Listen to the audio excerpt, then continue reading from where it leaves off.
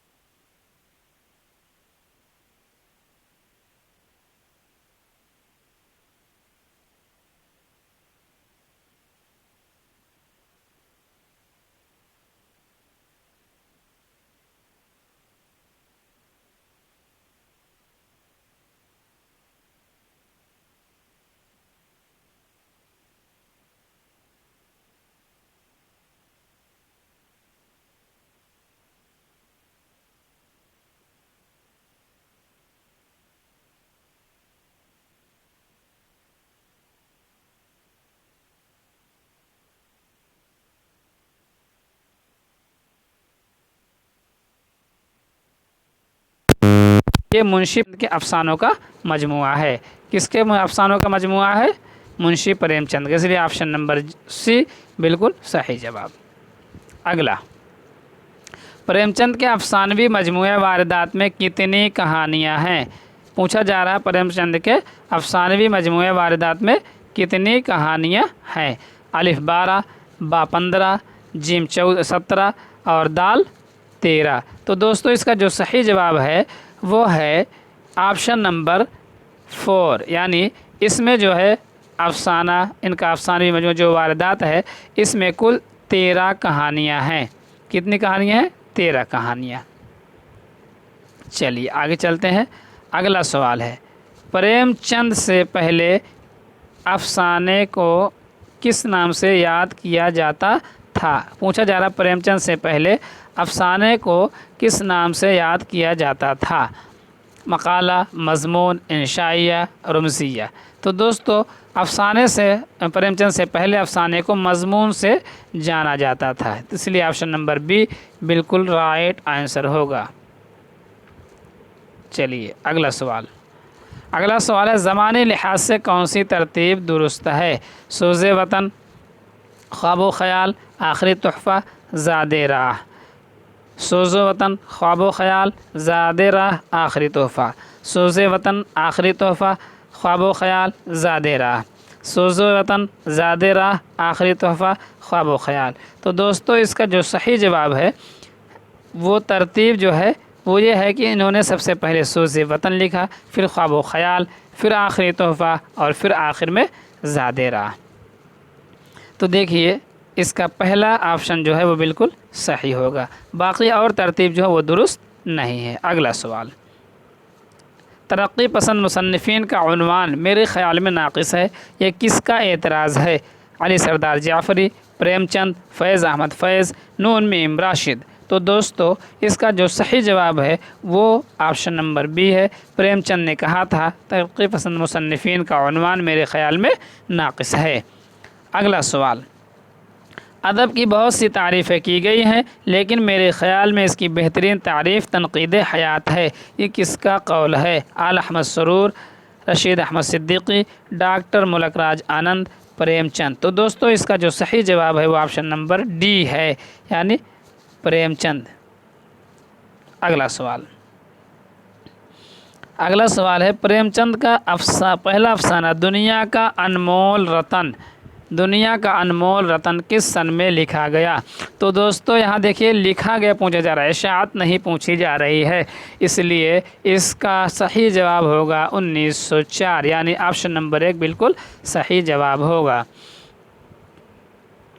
और अगर आप 1907 के चक्कर में पढ़ेंगे तो आपका जो है सवाल बिल्कुल गलत हो जाएगा, क्योंकि यहाँ इशाअत नहीं पूछा जा रहा बल्कि पूछा जा रहा है कि कब लिखा गया, इसलिए ये इसको आप काट दें। अगला सवाल, नाविल गौदान में रूपा किसकी बेटी है? रूपा किसकी बेटी है? होरी की बेटी है, हीरा की बेटी है, भोला की बेटी है, राय साहब की बेटी है। तो दोस्तों नाविल गौदान का जो मरकज़ी किरदार है वो है होरी, और इसमें एक भोला अहीर भी रहता था, ये भोला अहीर भी है। लेकिन रूपा जो बेटी है, रूपा और सोना, इसकी होरी की 2 बेटियां थीं, और हीरा जो है ये होरी का भाई है, और इसमें एक राय साहब भी आते हैं। तो बहरहाल नाविल गौदान में रूपा किसकी बेटी है? होरी की, यानी ऑप्शन नंबर सी बिल्कुल सही जवाब है। अगला सवाल, गौदान का कौन सा किरदार लू लगने से मर जाता है? तो दोस्तों होरी जो है, जो अपने ख़ानदान का सरबराह है, वो मज़दूरी करने पर उतर आता अपने खेत को बचाने के लिए, और ये जब हर तरह से परेशान हो जाता, जब इसका लड़का गोबर जो है भोला अहीर की जो है बेटी झनिया को जो है पटा कर लेकर, अब ऐसे अल्फाज इस्तेमाल तो मज़ाहिया तौर पर किए जा सकते हैं, वैसे महज़्ज़ब तो नहीं है, यानी इसका इश्क हो जाता है, जैसे आजकल चलता है। तो गोबर जो है ये भोला अहीर की लड़की को जो है अपने जाल में फंसा कर लेकर अपने घर आता है, फिर शहर चला जाता है। तो हर तरह से इसके जो है गांव वाले लोग परेशान करते हैं, इसका बाइकाट करते हैं, दुनिया भर की जो है मुसीबतें ये झेलता है। कौन? होरी। तो मज़दूरी करता है, और एक दिन वो मज़दूरी करके लौटता है तो लू लगने से उसकी मौत हो जाती है। तो चलिए, गौदान का कौन सा किरदार लू लगने से मर जाता है? होरी। ऑप्शन नंबर डी बिल्कुल सही जवाब है। अगला सवाल, मुंदरजा झैल में मुंशी प्रेमचंद कौन सा रिसाला निकालते थे? तो मुंशी प्रेमचंद जो है दोस्तों, इन्होंने रिसाला कौन सा निकाला था बताएं?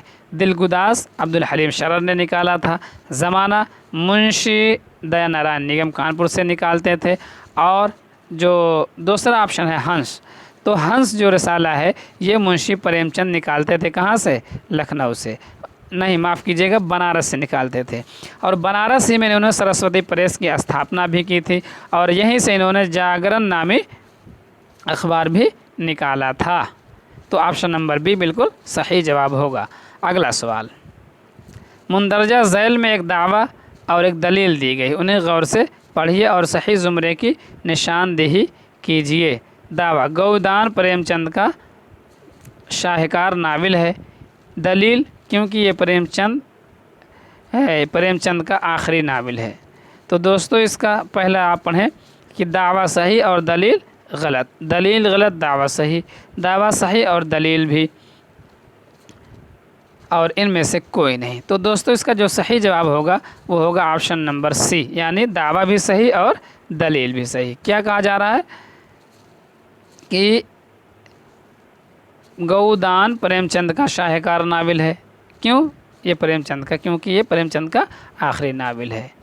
तो गौदान जो शाहकार नावल है इसमें कोई शक नहीं, और ये आखिरी नावल भी है, और इसमें भी कोई शक नहीं, इसलिए ऑप्शन नंबर सी बिल्कुल सही जवाब। ख्वाब व ख़याल का ताल्लुक़ किस सिनफ़ अदब से है? ख्वाब व ख़याल पूछा जा रहा है कि ख्वाब व ख़याल का ताल्लुक़ किस सिनफ़ अदब से है? ड्रामा, अफसाना, नावल, दास्तान। तो दोस्तों इसका जो ताल्लुक़ है वो है अफसाना से।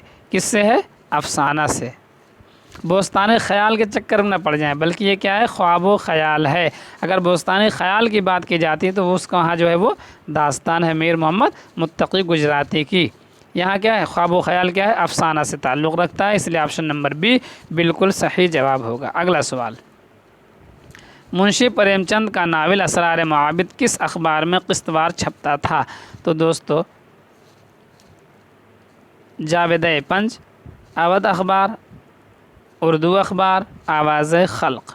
तो दोस्तों ये जो निकलता था किस्तवार वो निकलता था आवाज़ खल्क़ में, इसलिए ऑप्शन नंबर 4 बिल्कुल सही जवाब होगा। अगला सवाल, प्रेमचंद का कौन सा अफसाना रिसाला ज़माना में सबसे पहले शाये हुआ था?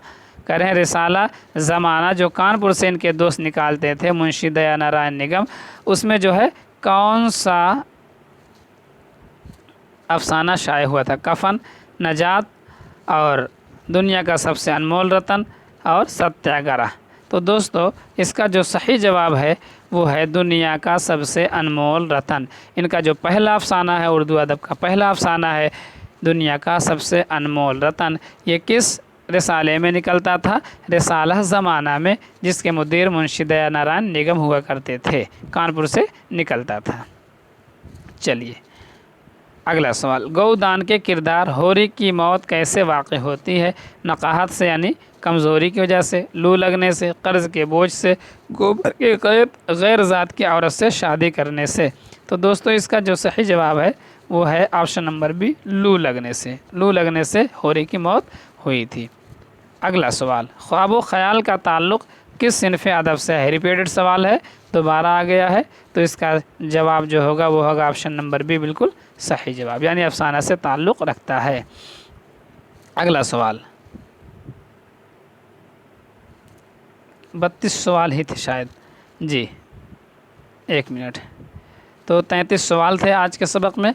आखिर में हम आपसे पूछना चाहते हैं कि दोस्तों ये वीडियो कैसे लगी आपको? अगर इसके अंदर कोई आपका सुझाव है तो हमको ज़रूर कमेंट करके बताएं, और अपनी तैयारी को बेहतर बनाने के लिए वीडियो से फ़ायदा उठाएं। मज़ीद वीडियोस पड़ी हुई हैं, आप उनको बार बार देखें।